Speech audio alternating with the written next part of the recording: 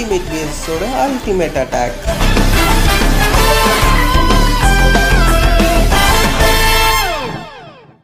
இந்த எபிசோடில் வர எல்லாமே கற்பனை தான், எதுவும் உண்மை கிடையாது. இது உண்மைன்னு நம்பினீங்கன்னா கம்பெனி பொறுப்பாகாது. ஸோ இப்போ வாங்க நம்ம எபிசோட ஸ்டார்ட் பண்ணிடலாம். ஸோ நம்ம எபிசோட ஸ்டார்டிங் சீன்லேயே நம்ம அல்டிமேட் பீரஸ்க்கு நம்ம வில்லனுக்கு, அதாவது நம்ம போன எபிசோடில் வந்த வில்லனுக்கு இடையில ஒரு பயங்கர பங்கமான சண்டை நடக்குது. நம்மளோட வில்லனே பார்த்து ஆச்சரியப்படுற அளவுக்கு நம்மளோட அல்டிமேட் பீரஸ் அல்டிமேட்டாக சண்டை போட்டுக்கிட்டு அப்படியா.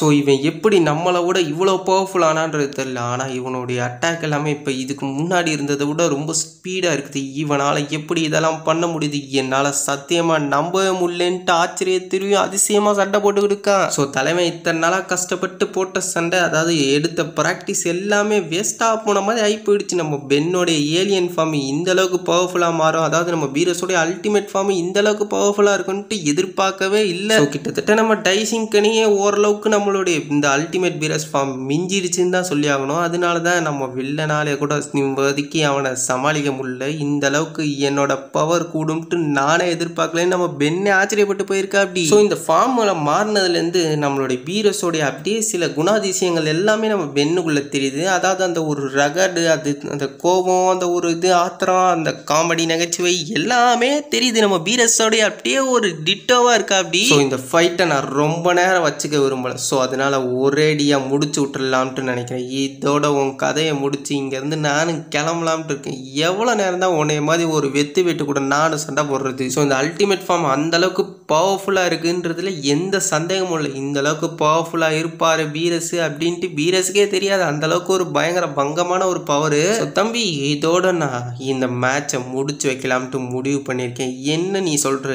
என்னை உன்னால் கண்டிப்பாக தோக்கடிக்கவே முடியாது. நீ எப்படி என்னை தோக்கடிக்கலாம்ட்டு நினைக்கிற? அதை பற்றி நீ ஏதாவது யோசிச்சியா? நீ எவ்வளோ வீக்காக இருக்குன்றது உன்னை பார்த்தாலே தெரிய வேணாம். ஸோ உன்னை மாதிரி வீக்கானவங்களா என்னை மாதிரி ஸ்ட்ராங்கானவங்கள அழிக்கிறதுன்றது நடக்காத காரியம். ஸோ என்னோட ஃபைனல் பவரை வச்சு உன்னோட கதையை முடிச்சு வைக்கிறேன். உன்னை கொள்றதுக்கு எனக்கு ஃபுல் பவர் யூஸ் பண்ணணுன்ற அவசியம் கூட கிடையாதுடா அப்படின்ற மாதிரி கெத்தான டைலாக்லாம் விட்டுக்கிட்டு நம்ம பீரஸு. ஸோ ஃபைனல் ஸ்பிளாஷ், இதோட உன் கதை முடிஞ்சிடுச்சு. இப்போ பாடுறா என்னோட கொஞ்சோண்டு பவரை வச்சு உன்னை எப்படி கதிகலங்க வைக்கிறேன்ட்டு. இப்போ இந்த பவரை நீ எப்படி தாக்கு பிடிக்கிறேன்றதை பார்ப்போம். உன் பவரை நான் தாக்கு பிடிச்சேன்ல, என் பவரை நீ இப்போ தாக்கு பிடிச்சே ஆகணும் அப்படின்னு சொல்லிட்டு கொஞ்சம் பவர்னு சொல்லிட்டு ஒரு மேசிவான ஒரு அட்டாக்கை நம்மளுடைய அல்டிமேட் பீரஸ் விட அந்த ஒரு அட்டாக்கோட பவரே சும்மா வேற லெவலில் தெரிக்குது. இந்த மாதிரி ஒரு பவர் தெரிக்கும்ட்டு யாருமே எதிர்பார்க்கல. நம்மளுடைய வில்லப்பையிலே ஆச்சரியப்பட்டு போயிட்டான். நோ, இவ்வளோ பவர்ஃபுல்லான அட்டாக்கா? இதுக்கு வாய்ப்பே இல்லை. என்னை விட எப்படி இவனால் பவர்ஃபுல்லாக முடிஞ்சிச்சு? இத்தனை வருஷத்தில் நான் எடுத்த எல்லா ட்ரைனிங்குமே வேஸ்ட்டாக போயிடுச்சு. இதுக்கு வாய்ப்பே இல்லை. ஸோ அவ்வளோதானா? நான் ஒரு வீக்கா? இவனை பொறுத்த வரைக்கும் நான் வீக்கு தானா? இதுக்கு மேலே என்னால் எதுவுமே பண்ண முடியாதா? என்னால் எதுவுமே பண்ண முடியலையே. கடைசியாக சொல்கிறதுக்கு ஒன்று தான் இருக்குது.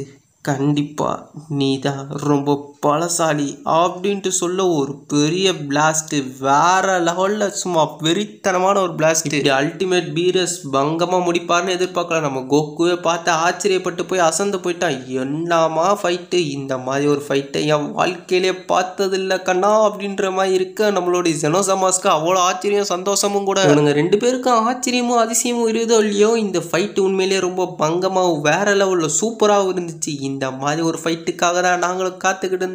பார்த்ததில் ரொம்ப சந்தோஷம் அப்படின்ட்டு இவனுங்க ரொம்ப என்ஜாய்மெண்ட்டோட பார்த்தது நினச்சி ரொம்ப சந்தோஷப்படுறாங்க. ஸோ நீங்களாம் மாறவே மாட்டீங்களாடா அப்படின்ற மாதிரி நமக்கு தோணிக்கிட்டு இருக்க. நம்ம டைசிங்க்கு ஒரே சந்தோஷம். ஒரு வழியாக பிரச்சனை முடிஞ்சிருச்சு. இவனை எப்படியோ எக்ஸ்டர்மினேட் பண்ணியாச்சு. இதுக்கப்புறம் என்ன நடக்கலன்றதை நம்ம தான் பார்த்தாங்கணும், என்ன ஆச்சுன்றதை தெரிஞ்சுக்கணும். அதே சமயத்தில் நம்ம பீரஸ் ஆடி போயிட்டா அப்படி. என்னோட பவர், அதாவது என்னோட டிரான்ஸ்ஃபர்மேஷன் எடுத்தா என்னோட பவர் தான் அவன்கிட்ட இருக்கும்னு நினச்சேன். ஆனால் என்னோட அல்டிமேட் டிரான்ஸ்ஃபர்மேஷன் ஒன்று எடுத்து என்ன விட 100 மடங்கா இல்லை 1000 மடங்கா எவ்வளோ மடங்கு என்னோட பவர்ஃபுல்லானான்னு தெரியல. இவன் ரொம்பவே ஆபத்தானவனாக இருப்பான் போல இருக்கு. இவன்கிட்ட எதுக்கும் நம்ம ஜாக்கிரதையாக இருக்கணும். இல்லைன்னா நம்மளே போட்டு தள்ளிட்டு நம்ம பொசிஷனுக்கு வந்து உட்காந்துருவான் போல இருக்கு அப்படின்ட்டு இருக்க. மயிலா, நீங்கள் யோசிக்கிறது எல்லாமே எனக்கும் தெரியுது. ஸோ உங்கள் யோசனையை ஆஃப் பண்ணிவிட்டு நம்ம இப்போதைக்கு நம்மளுடைய வேலை முடிஞ்சிருச்சுன்னு நினைக்கிறேன். இப்போதைக்கு நம்ம பென்னை நினச்சி நம்ம சந்தோஷம் தான் பண்ணோம். அவ்வளோ பவர்ஃபுல்லானவனை நம்மளால் கண்டிப்பாக அழிச்சிருக்கிறதுக்கான வாய்ப்பே கிடையாது. பென்னு எவனோ ஒருத்தனால தான் முடிஞ்சிருக்கு. ஸோ நானும் கொஞ்சம் கூட எக்ஸ்பெக்டே பண்ணல மயிலாடு. எப்படி ஒரு பென், அதாவது பென் இந்த அளவுக்கு சூப்பர் பவர்ஃபுல்லாக இருப்பான்ட்டு எதிர்பார்க்கல. எனக்கே ரொம்ப ஆச்சரியப்படுத்திட்டான். அவனோட டிரான்ஸ்ஃபர்மேஷன் உண்மையிலே வேற லெவல் போங்க. நீங்களும் ட்ரை பண்ணீங்கன்னா உங்களாலேயே அந்த டிரான்ஸ்ஃபர்மேஷன் அட்டைன் பண்ண முடியும் மயிலாடுன்னு சொல்ல இங்கிட்டு நம்மளோட விஜிட்டா பயங்கர காண்டோட பார்த்துக்கிட்டு அப்படி என்னடா இது இப்படி இல்லாமல் நடக்கணும், எல்லாமே முடிஞ்சு போயிடுச்சா அப்படின்ற மாதிரி நம்ம விஜிட்டாவும் இருக்கு. ஆனால் காண்டில் இருக்கா அப்படி. அதே சமயத்தில் சூப்பர் சென்ட்ரானை வச்சு ஆல்ரெடி எக்ஸ்டர்மினேட் பண்ணப்பட்டுச்சுல அந்த யூனிவர்ஸ் எல்லாத்தையுமே திருப்பியும் ரிட்டர்ன் பண்ணுறதுக்காக நம்மளோட இவர்கிட்ட விஷயம் கட்டுறாங்க. அதுக்கப்புறம் கதை இன்னும் முடியல. நம்ம வில்லன்ஸ் எல்லாருமே இதை நினச்சி ரொம்பவே செம காண்டாகி போயிட்டாங்க. இவன் எப்படி எல்லா பற்றியும் பொழந்துருவான், நம்ம புதுசாக நம்மளுடைய யூனிவர்ஸை உருவாக்குவோம் அப்படின்ட்டு ரொம்ப ஆர்வத்தோடு இருந்த எல்லா பேருக்கும் இடையில ஒரு பயங்கரமான ஒரு சப்த அமைதி காத்து விட்டது. ஸோ இந்த மாதிரி ஒரு அமைதி ஏற்படும்ட்டு யாரும் எதிர்பார்க்கலையா? இப்போ நம்ம என்ன பண்ணுறது? நம்மளுடைய ட்ரம் கார்டுன்னு நினச்சோம், அவன் ட்ரம் கார்டு கிடையாது. அவனா போய் ஆர்வ கோளாராக அடி வாங்கினாதான். இருந்தாலும் என்ன நான் சொல்ல வரேன்னா அவன் ரொம்ப வீக் ஆகிட்டான். அவனை கண்டிப்பாக நம்ம எக்ஸ்டர்மினேட் பண்ணியிருக்கணும். அவன் பண்ணது எவ்வளோ பெரிய தப்பு, நம்மக்கிட்ட கேட்காம கொள்ளாமல் போயிருக்கான் மயிலாடு. இப்போ அவன் அதுக்கான தண்டனை அனுபவிச்சிட்டான். சரி நான் என்டர்டெயின்மெண்ட் ஆகிட்டேன்.